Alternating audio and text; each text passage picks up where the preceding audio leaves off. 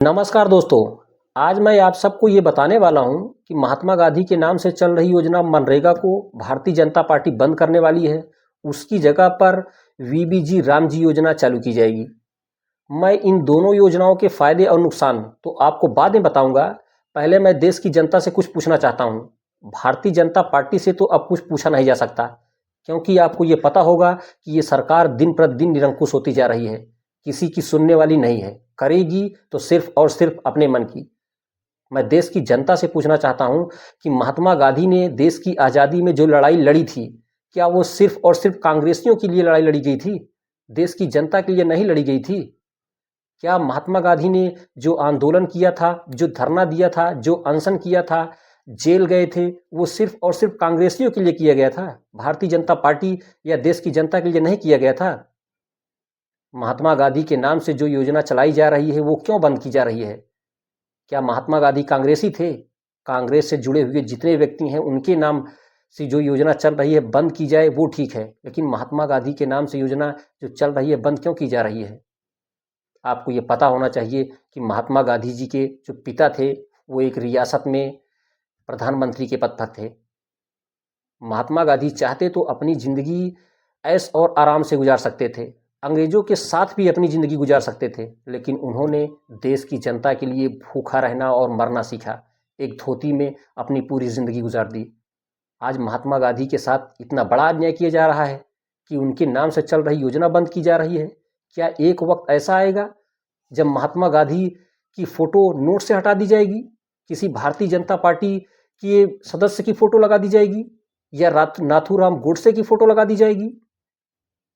अब मैं आपको बताता हूँ इन दोनों योजनाओं के फ़ायदे क्या हैं, नुकसान क्या हैं।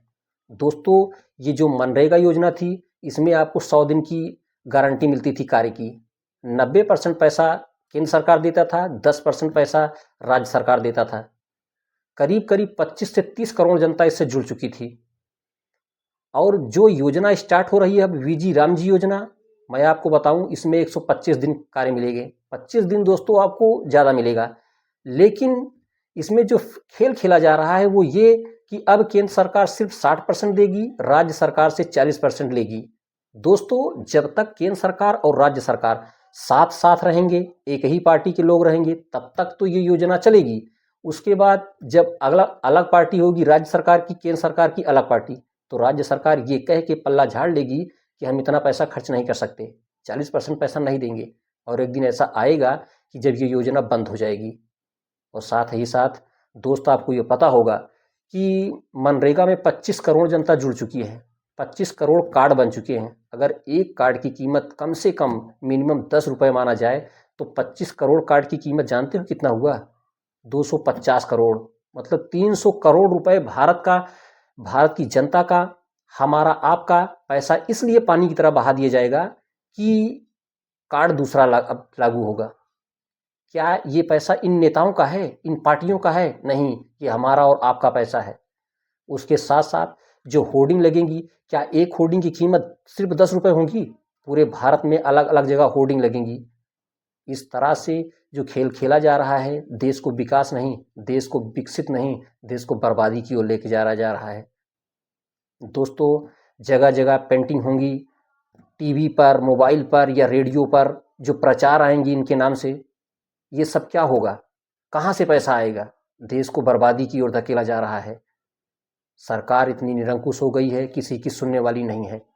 काम सिर्फ ये करो कि अब प्रत्येक व्यक्ति को आगे आना होगा, इनसे सवाल करना सीखो। यदि सवाल नहीं करोगे तो इसी तरह से हमारा और आपका अधिकार छीना जाता रहेगा। और एक वक्त ऐसा आएगा जब ये सारी पार्टियां पैसा बना करके नीरव मोदी, विजय माल्या जैसे लोगों की तरह देश छोड़कर भाग जाएंगी। देश में रह क्या जाएगा?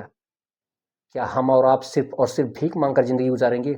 वैसे भी आपको पता होगा कि देश की 80 करोड़ जनता 5 किलो राशन पर ज़िंदगी गुजार रही है।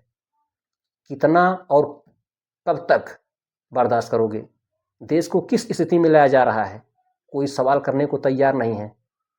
दोस्तों, यदि वीडियो पसंद आए तो लाइक कीजिएगा, चैनल को सब्सक्राइब कीजिएगा। आप सभी को thank you, Radhe Radhe and जय हिंद।